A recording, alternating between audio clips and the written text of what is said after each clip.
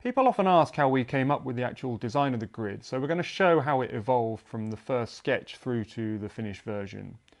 Around the middle of 2014, after a couple of years of basic research, we started off by just noodling around with a few different ideas.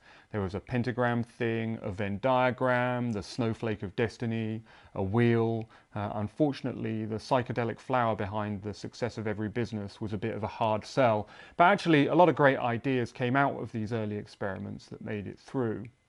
The eureka moment that it was actually going to be a grid came about 6 months later, leading to version 20, which is really the first iteration that looks vaguely like the finished model.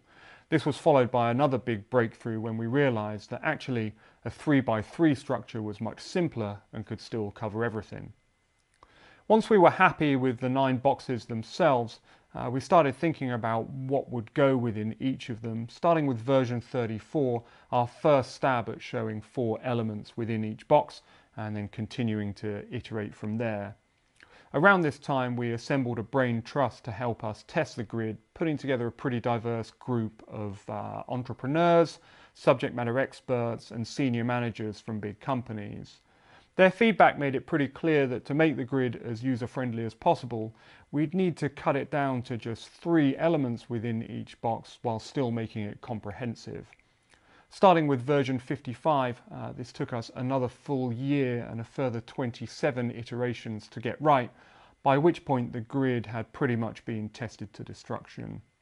Lucky number 82 was the final version then, almost exactly 3 years after the first sketch.